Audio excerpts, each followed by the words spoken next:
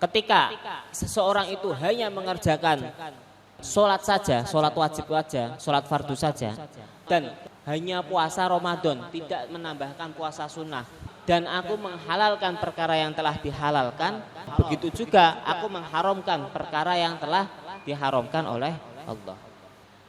Nah, pertanyaannya, adkhulul jannah, apakah orang yang bisa, orang yang melakukan perkara ini tidak melakukan kesunahan yang lain, apakah bisa masuk surga?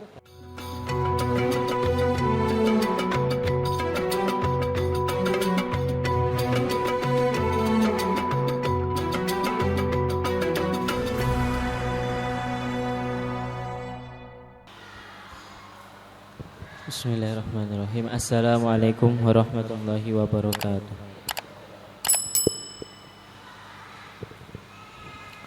Bismillahirrahmanirrahim. Al-Hadisul Ishrun, hadis yang ke-20. An Abi Mas'ud Uqbah bin Amr al-Ansari al-Badri radhiyallahu anhu qala Rasulullah sallallahu alaihi wasallam, inna mimma adrakan nasu min kalamin nubuwatil ula idza lam tastahi fasna ma syi'ta. Rawahul Bukhari. Hadis yang pertama, hadis yang ke-20 diriwayatkan oleh Abi Mas'ud Uqbah bin Amr al-Ansari al-Badri. Qala Rasulullah, Kanjeng Nabi dawuh, inna mimma adrakan nasu min kalamin nubuwatil ula idza lam tastahi fasna ma syi'ta. Sesungguhnya termasuk yang didapatkan, yang diperoleh oleh manusia, sesuatu yang didapatkan oleh manusia dari min kalamin nubuwah, dari kalam kenabian. Yang pertama, idza lam tasni, yaitu apa? Idza lam tastahi fasna ma syi'ta. Ketika enggak punya enggak punya malu, ataupun enggak punya malu, fasna ma syi'ta, perbuatlah sekehendakmu. Maksudnya perbuat ya terserah dirimu. Maksudnya wa maknahu idza aradta fi'la syai'in fa in kana mimma la tastahi min fi'lihi minallahi wala minan nas faf'alhu wa illa fala. Maksudnya ketika engkau itu mengharapkan untuk melakukan suatu perkara, ingin melakukan suatu perkara, dan perkara tersebut ingka mimma la tastahi min fi'lihi, termasuk dari perkara yang tidak membuat malu ketika dikerjakan. Perkara tersebut perkara yang tidak membuat malu ketika dikerjakan. Tidak membuat malu kepada siapa? Tidak malu kepada Allah, wala minan nas, dan juga tidak pada manusia juga. Maka faf'alhu, maka ya kerjakanlah perkara tersebut. Wa illa fala, ketika kok perkara tersebut membuat malu, ya fala, jangan dikerjakan. Wa la hadza yakunu qauluhu fasna ma syi'ta amra ibahah. Menurut hadis ini menjelaskan wa ala hadza yakunu qauluhu, hadis ini menjelaskan fasna ma syi'ta, lafaz fasna ma syi'ta, kerjakanlah pada perkara yang engkau kehendaki. Maksudnya itu adalah amrun mubah, amrun ibahah, atau perkara yang diperbolehkan, karena li'annal fi'la idza lam yakun manhiyan anhu syar'an kana mubahan. Karena suatu perkara atau suatu fi'lu, suatu pekerjaan, ketika pekerjaannya itu tidak berupa manhi anhu secara syariat, perkara yang dicegah, jika perkara tersebut bukan perkara yang dicegah oleh syariat, maka perkara tersebut adalah perkara yang mubah, boleh dikerjakan. Al-Hadisul Hadi wal Ishrun, hadis yang ke-21. An Abi Amr wakila Abi Amr Sufyan bin Abdillah radhiyallahu anhu qala qultu ya Rasulullah kulli fil islami qaulan la as'alu anhu ahadan ghairak qala qul amantu billahi tsumma istaqim. Rawahu Muslim. Hadis yang ke-21 diriwayatkan dari sahabat Abi Amr wakila Abi Amr Sufyan bin Abdillah. Qultu ya Rasulullah, kul dawuhnya Abi Amr, yaitu adalah dia meminta wasiat kepada Kanjeng Nabi. Suatu wasiat yang mana kulli fil Islam qaulan la as'alu anhu ahadan ghairak, yang mana meminta wasiat tentang Islam, suatu perkara tentang Islam yang mana la as'alu anhu ahadan ghairak, yang mana aku tidak menanyakan perkara tersebut kecuali pada Kanjeng Nabi, kecuali pada panjenengan Kanjeng Nabi. Qala, dawuhnya Kanjeng Nabi, qul amantu billahi tsumastaqim. Jawabnya Kanjeng Nabi, katakanlah aku beriman kepada Allah, mengimani kepada Allah, tsumastaqim, kemudian istiqomahlah. Kemudian istiqomahlah. Maksudnya ai kama umirtu wa nuhitu, yaitu seperti halnya Kanjeng Nabi itu diperintahkan dan juga Kanjeng Nabi seperti halnya diperintahkan dan juga dicegah, seperti halnya aku diperintahkan dan juga dicegah. Wal istiqomatu mulazamatut thoriq bi fi'lil wajibati wa tarkil manhiyat. Dan istiqomah, wal istiqomah iku mulazimatut thoriq, yaitu menetapi suatu perkara, menetapi suatu jalan dengan bagaimana bi fi'lil wajibat, dengan melakukan perkara-perkara yang wajib, wa tarkil manhiyat, dan juga meninggalkan perkara yang dicegah.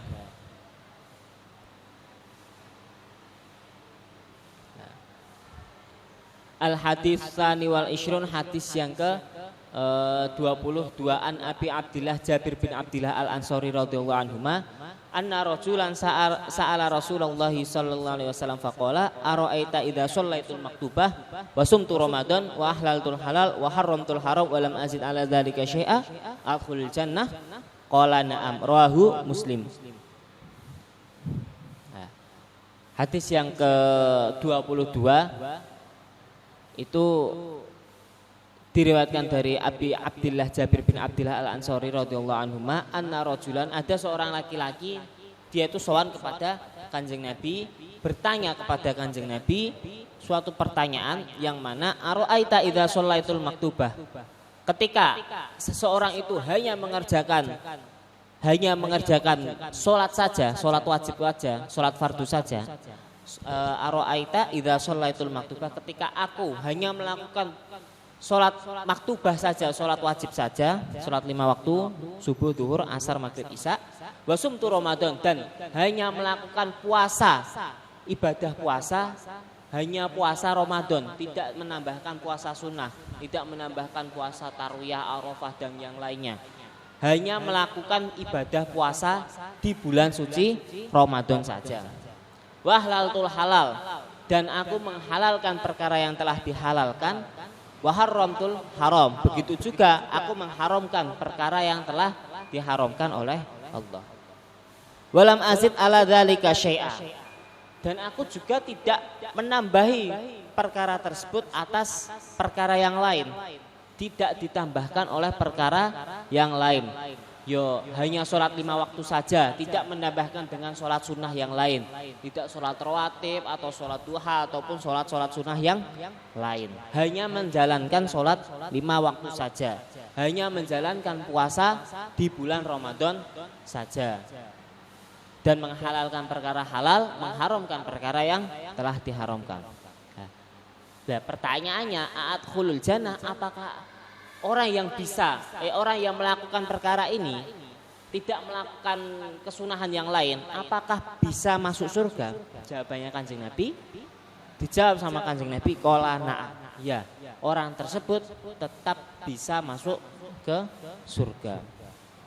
Wa makna haramtul haram, nah, maksudnya itu, maksud dari mengharamkan perkara yang haram yaitu adalah istinabtuhu, yaitu menjauhi pada perkara yang diharamkan. Wa makna ahlaltul halal, yaitu fa'altuhu mu'taqidan hillahu, yaitu adalah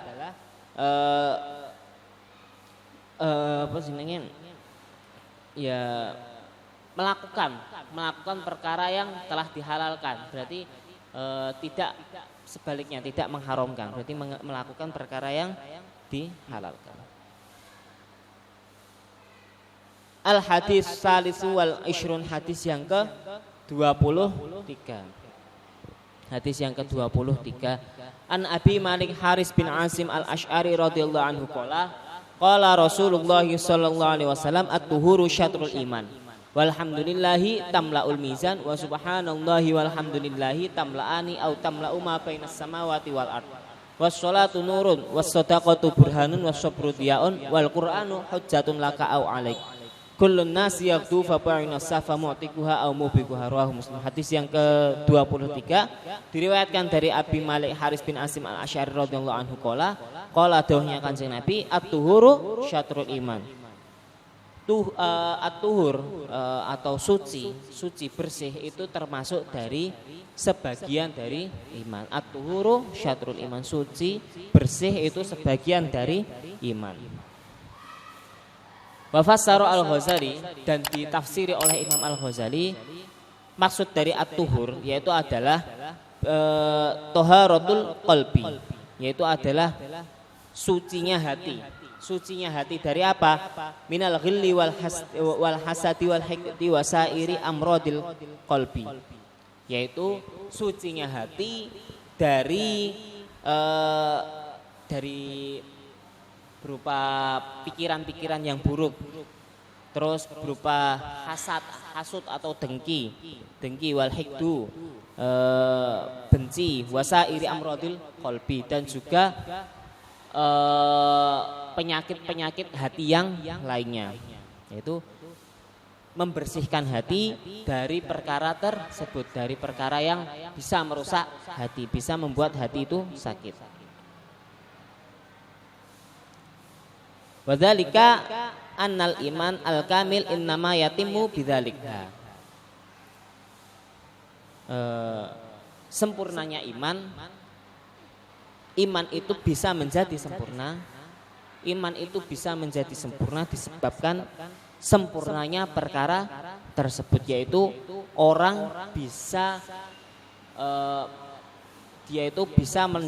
bisa membersihkan hatinya dari al-ghillu wal hasdu wal hasadu wal hikdu wa sairu amrodil qalbi, dan yang lainnya. Faman ata bisyahadataini hasolalahu asyatru. Orang yang maksudnya itu melaksanakan mengucapkan 2 kalimat syahadat, maka akan hasil baginya adalah separuh iman, hanya separuh iman saja. Wa man tahhara qalbahu min baqiyatil amrad kamula imanuhu. Lah, dia itu ketika baru mengucapkan 2 kalimat syahadat, baru mengucapkan la asyhadu alla ilaha illallah wa anna muhammadar rasulullah, dia itu baru sempurna separuh imannya saja, tapi belum yang separuh yang lain. Bagaimana cara menyempurnakan yang lainnya? Yaitu dengan cara membersihkan hatinya dari penyakit-penyakit hati. Ketika hatinya sudah dibersihkan dari penyakit-penyakit hati, itu akan membuat keimanannya itu menjadi sempurna. Menjadikan keimanannya itu menjadi sempurna.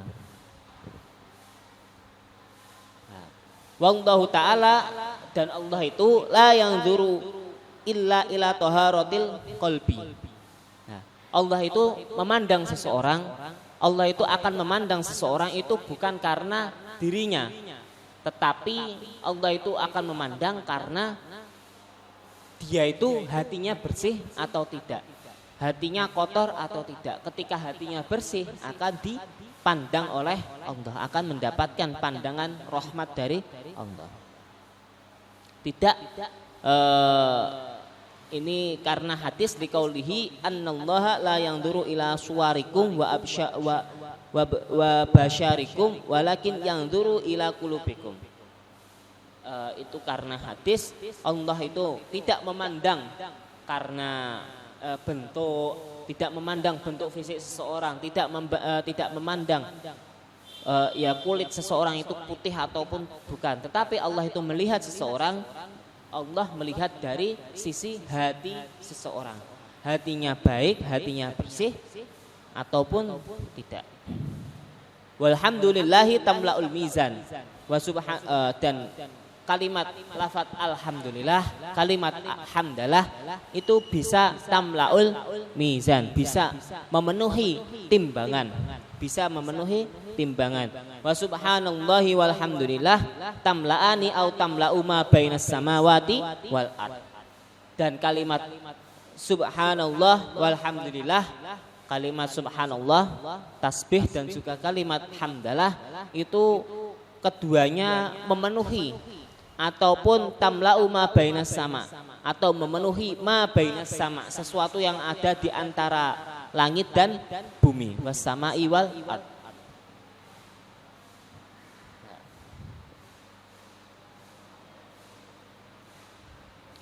Wa hadza qad yushkalu 'alal hadis al-akhar bahwa anna Musa alaihi salatu wassalam qala. Nah, ini hadis ini pernah suatu ketika Nabi Musa alaihi salatu wassalam mengadu kepada Allah Subhanahu wa taala. Mengadu, qala ya Rabbi dullani ala amalin yudkhilunil jannah. Dia itu mengadu, meminta suatu amalan, meminta suatu petunjuk ketika melakukan perkara tersebut, suatu amal tersebut bisa menjadikan dirinya masuk surga. Jawabannya Allah, qala ya Musa qul la ilaha illallah. Ucapkanlah kalimat la ilaha illallah. Disuruh mengucapkan kalimat la ilaha illallah. Karena apa? Falau wudi'at as-samawati was as-sab'u wal arduna as-sab'u fi kaffatin wala ilaha illallah fi kaffatin la rajahat bihim la ilaha illallah. Karena ketika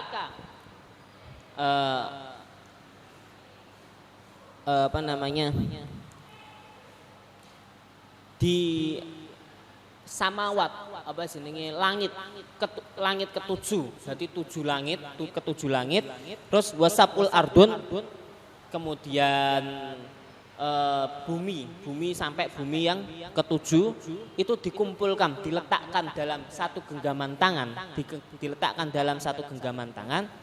dan kemudian pada genggaman tangan yang lain itu ada kalimat la ilaha illallah. Larut jihad bihim la ilaha illallah. Maka lebih unggul mana? Bumi 7 dan langit ke-7 sama kalimat la ilaha illallah. Maka lebih unggul kalimat la ilaha illallah. Lebih banyak kalimat la ilaha illallah. Terus wassolatu nurun, dan solat itu akan menjadi suatu cahaya. Solat itu menjadi suatu cahaya. Jadi berbahagialah orang yang selalu menjalankan ibadah solat. Karena ketika nanti kelak di akhirat dikubur, nanti dia akan mendapatkan suatu cahaya yang disebabkan solatnya, yaitu berupa solat. Cahaya berupa solat. Was-sodaqatu burhanun, dan sodakoh itu menjadi suatu burhan atau menjadi dalil pertanda. Maksudnya apa? Ai dalilun ala sihhati imani sahibiha. Menjadi dalil dari sahnya iman seseorang. Dalil sahnya iman seseorang. Dan wasumiyat sodakotan li'annaha dalilun ala sidqi imanihi. Dan dinamakan sodakoh karena sodakoh itu menjadi sidqi imanihim, karena menjadi menjadi pembenar keimanannya, menjadi pembenar dari keimanan seseorang. Wadzalika annal munafiq qad yusalli wala tasulu alaihi as-sadaqatu ghaliban. Karena apa? Karena menjadi pembeda antara orang beriman dengan orang yang munafik. Karena orang munafik itu juga sholat, tetapi umumnya orang munafik itu tidak bersedekah. Jarang orang-orang munafik itu melakukan sedekah. Kemudian wasabru yaun, wasabru, dan sabar itu akan menjadi wasobru diaon, dan sabar ini akan menjadi cahaya baginya, juga menjadi penerang bagi dirinya. Maksudnya itu apa? Wasobru al-mahmud, yaitu adalah sabar yang dicintai. Wawa asobru ala taatillah, yaitu adalah sabar taat kepada Allah, sabar pada wal bala, sabar pada cobaan yang diberikan oleh Allah. Wa makarihid dunya, dan perkara yang tidak disukai dunia. Wal Qur'anu hujjatun laka au alaik, dan kemudian Quran itu akan menjadi hujjah bagimu ataupun bagimu. Quran itu akan menjadi hujjah bagimu. Kullun nasi yaghdu fa ba'u nafsah famutikuha au mubi'uha. Semua orang itu nanti akan berusaha, dia itu akan berusaha untuk dirinya sendiri. Akan berusaha untuk dirinya sendiri. Ada kalanya orang itu bisa menyelamatkannya, dan ada yang membinasakan pada dirinya. Mungkin kurang lebihnya mohon maaf, sedikit yang bisa saya sampaikan. Wassalamualaikum warahmatullahi wabarakatuh.